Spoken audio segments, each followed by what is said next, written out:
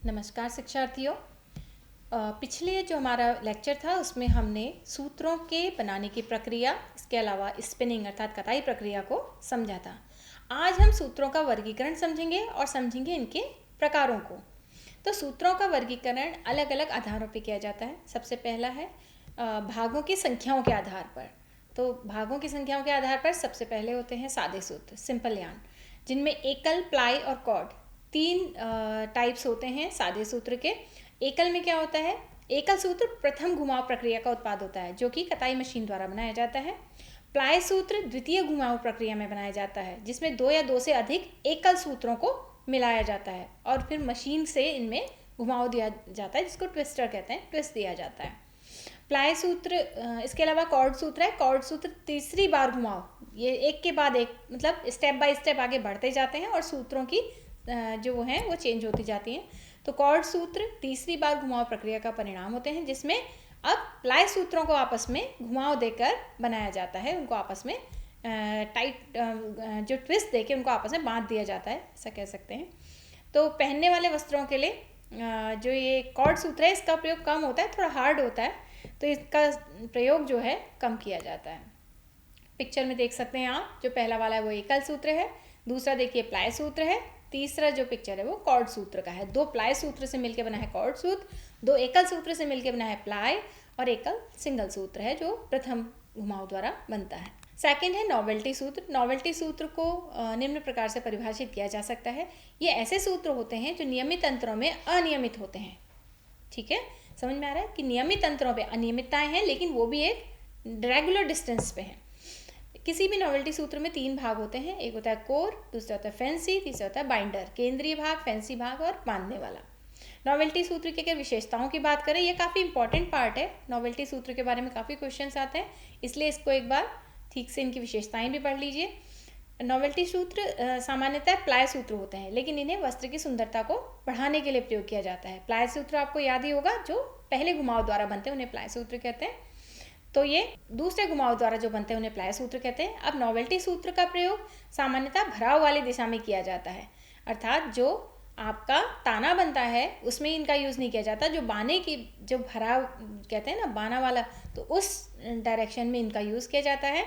और नॉवेल्टी सूत्र से बने हुए वस्त्र जो होते हैं बहुत ही ज़्यादा अट्रैक्टिव होते हैं, और इनमें क्या होता है, अलग अलग इफ़ेक्ट पैदा करते हैं ये वस्त्र पे।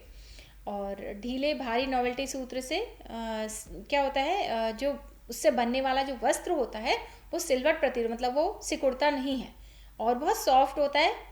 तो इस वजह से ये स्पॉन्जी सा होता है एक्चुअली, तो इसको सिलने में थोड़ी सी दिक्कत होती है। नॉवेल्टी सूत्र के प्रकार पढ़ लेते हैं। नॉवेल्टी सूत्र मेन रूप से देखिए कितने प्रकार के होते हैं: स्लब सूत्र, स्पाइरल, रेटिने, घुंघराला या बकल सूत्र, शानिले, कोर स्पन, गांठदार सूत्र और स्प्लैश सूत्र। तो इनके बारे में भी आप पढ़ सकते हैं कि स्लब सूत्र, ये सब नॉवेल्टी सूत्र के ही चेंज, मतलब उन्हीं के प्रकार हैं कि कुछ कुछ चेंजेस करके उसके अलग अलग टाइप्स बनाए गए हैं। ठीक है, तो इनके क्वालिटीज़ वही होती है जो नॉवेल्टी सूत्र की होती हैं, क्योंकि है नॉवेल्टी सूत्र। इसके बाद तंतु की लंबाई के आधार पर वर्गीकरण। तंतु की लंबाई के आधार पर स्पन और फिलामेंट, जो हमने पिछले लेक्चर में भी पढ़ा था। स्पन जो छोटे छोटे तंतुओं से बनाए जाते हैं उन्हें स्पन कहते हैं, स्पन सूत्र। और जो बड़े तंतुओं से बनाए जाते हैं, ज़्यादातर कौन से होते हैं इनमें? मैन मेड फाइबर्स अर्थात मानव निर्मित, और नेचुरल में केवल एक है सिल्क, जो कि फिलामेंट तंतु है। तो केवल सिल्क आएगा, बाकी सारे मानव निर्मित तंतु इसके अंतर्गत आते हैं। स्पन सूत्र में अगर विशेषताओं की बात करें तो इसमें क्या होते हैं, अलग अलग जगह पे रेशे, क्योंकि ये छोटे छोटे तंतुओं से बनता है तो कई जगह पे इसमें रेशे से बने हुए या रेशे निकलते हुए दिखाई देंगे। तो इनकी जो सतह होगी रोएदार और गांठों वाली, इस टाइप से होती है। जबकि जो फिलामेंट सूत्र होते हैं वो चिकनी सतह के होते हैं, क्योंकि लंबे लंबे तंतुओं से बनते हैं तो बीच बीच में इसमें रोए नहीं उठते हैं। तो चमकीले भी होंगे क्योंकि इसमें रोए नहीं हैं, स्किन सॉफ्ट है, तो ये शाइनी होते हैं। नेक्स्ट इज घुमाव की मात्रा के आधार पर वर्गीकरण, कि कम घुमाव वाले, मध्यम घुमाव वाले, अधिक घुमाव वाले। ये कब होता है? कताई के समय, कि उसमें कितना घुमाव दिया गया है, इसके आधार पे भी हम वर्गीकरण कर सकते हैं। क्योंकि जितना ज़्यादा घूमेगा उतना बारीक, उतना पतला बनेगा, या जितना कम उसमें हम ट्विस्ट करेंगे या जितना कम घुमाव डालेंगे वो उतना ढीला होगा, और वो उसमें घुमाव कम होंगे तो थोड़ा सा मुलायम भी होता है, ऐसा मोटा भी होता है। सूत्रों के प्रकार, सूत्र 3 प्रकार के होते हैं और प्लेन सूत्र को यान कहते हैं। तो प्लेन यान, टेक्सचर यान, स्पन यान, अर्थात सादे सूत्र, टेक्सचर सूत्र और स्पन सूत्र, ये 3 प्रकार के सूत्र होते हैं। इनके बारे में एक ये टेबल दी गई है, ठीक है। इनकी कंपैरेटिव स्टडी करी गई है कि ये किस प्रकार के होते हैं। जैसे पहले सादे सूत्र हैं, रेशम के समान होते हैं, ठीक है, रेशम के समान चमकीले जो सादे सूत्र होते हैं। इसके बाद टेक्सचर वाले होते हैं। टेक्सचर वाले सूत्र जो होते हैं उसके कंपैरेटिवली कम वो होते हैं, मजबूत होते हैं, ठीक है। तो इस प्रकार से ये पूरा एक कंपैरेटिव स्टडी करी गई है। चिकनी चमकदार सतह होती है सादे सूत्रों की, जबकि जो टेक्सचर वाले होते हैं इनमें रोएदार होते हैं, खुरदरे होते हैं, क्योंकि फिर मैंने बताया कि जैसे जब तंतु होंगे वैसे ही उससे सूत्र बनेगा। अर्थात तंतु अगर छोटा छोटा तंतु मिलकर बना रहा है तो रोएदार खुरदरी सतह होगी, और अगर लंबे तंतुओं से बनेगा तो वो बहुत अच्छा चिकना और चमकदार सतह को लिए हुए होगा, जो कि आपके सादे सूत्र होते हैं। तो इस प्रकार से हम इनकी टेबल में देख लीजिए, ये इनकी आपस में कंपैरेटिव स्टडी की गई है। तो जो सादे सूत्र होते हैं वो बिल्कुल भी अच्छे अवशोषक नहीं होते हैं, जबकि जो सादे तंतु की अपेक्षा जो टेक्सचर वाले होते हैं वो अच्छे अवशोषक होते हैं उसकी कंपैरेटिवली, और जो स्पन सूत्र होते हैं वो काफ़ी अच्छे अवशोषक होते हैं, क्योंकि वो काफ़ी लूजली बाउंड और लूजली जो उनमें ट्विस्ट होता है वो होते हैं, तो वो काफ़ी ज़्यादा अच्छे अवशोषक होते हैं। नेक्स्ट है सूत्र के गुणों के बारे में पढ़ते हैं। एक सूत्र में कौन कौन से गुण पाए जाते हैं। एक तंतु के गुण होते हैं। तंतुओं के गुणों को आप उनकी क्वालिटीज़ वो अलग होती हैं। इसके अलावा जब वो सूत्र में कन्वर्ट हो जाता है तो उसके बाद उसमें कौन कौन से गुण होते हैं जिन्हें देखा जाता है। जो सबसे पहले आता है धागे का गुणनांक। धागे का गुणनांक जैसे कि नाम से ही है, इसमें धागे की काउंटिंग है। एक सूत्र में एक निश्चित एरिया में कितना थ्रेड निकला है उसके बीच से।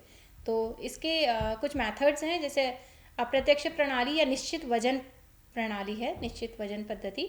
दूसरी प्रत्यक्ष है, निश्चित लंबाई पद्धति। और तीसरी यूनिवर्सल सिस्टम या टैक्स सिस्टम। तो जो अप्रत्यक्ष प्रणाली है इसमें वजन को निश्चित किया जाता है। इस प्रणाली में एक तो वजन जो होता है वो पाउंड में होता है और वजन जो होता है कांस्टेंट रहता है। अब 1 पाउंड, माना एग्जाम्पल के ले रहे हैं, 1 पाउंड कपास से 840 गज धागा बनता है, ठीक है। तो ये नंबर 1 धागा कहलाता है। अब जैसे जैसे इसकी लंबाई बढ़ती जाएगी वजन उतना ही रहेगा 1 पाउंड। अब माना 840 की जगह में से डबल कर देते हैं, 1680 मतलब 1680 गज कर देते हैं, तो ये धागा क्या हो जाएगा, फाइन हो जाएगा, पतला हो जाएगा। तो उतना ही जितना ज़्यादा ये नंबर होगा, अप्रत्यक्ष प्रणाली की बात कर रहे हैं, जितना ज़्यादा ये नंबर होगा जो धागा होगा उतना ही महीन होगा। तो इसी से जैसे माना हमारी बेडशीट बन गई, माना कपड़ा बन गया, तो उसका जो क्वालिटी है वो भी इसी से चेक की जाएगी कि ये जो नंबर होगा वो जितना ज़्यादा होगा, ठीक है, वो उसकी क्वालिटी उतनी ही अच्छी होगी। लेकिन अब प्रत्यक्ष प्रणाली में आते हैं। प्रत्यक्ष प्रणाली में क्या किया जाता है, लंबाई निश्चित होती है। अब इसमें उल्टा हो जाता है। अब इसमें क्या है, लंबाई निश्चित है तंतु की, सूत्र की, और वजन जो है वो बढ़ाया जा रहा है। अब वजन जितना ज़्यादा होगा तो उस हिसाब से लंबाई निश्चित है, तो वजन जितना कम होगा जो तंतु होगा वो उतना फाइन होगा, ठीक है। जो पहले वाले में था निश्चित वजन पद्धति थी, उसमें लंबाई जितनी ज़्यादा होगी उतना फाइन होगा, लेकिन प्रत्यक्ष प्रणाली या निश्चित लंबाई वाले में वजन जितना कम होगा सूत्र उतना महीन होगा। थर्ड इज यूनिवर्सल सिस्टम या टैक्स सिस्टम। अब टैक्स को 1000 मीटर धागे का ग्राम के भार के रूप में व्यक्त किया जाता है। अर्थात जितना ज़्यादा भार होगा सूत्र उतना ही मोटा होगा, और परिणाम स्वरूप उसका टैक्स नंबर भी उतना ही अधिक होगा। अर्थात टैक्स नंबर ज़्यादा तो धागा क्या होगा, मोटा होगा, टैक्स नंबर कम तो धागा पतला। ये 3 प्रणालियाँ हैं सूत्र के गुणांक को ज्ञात करने की।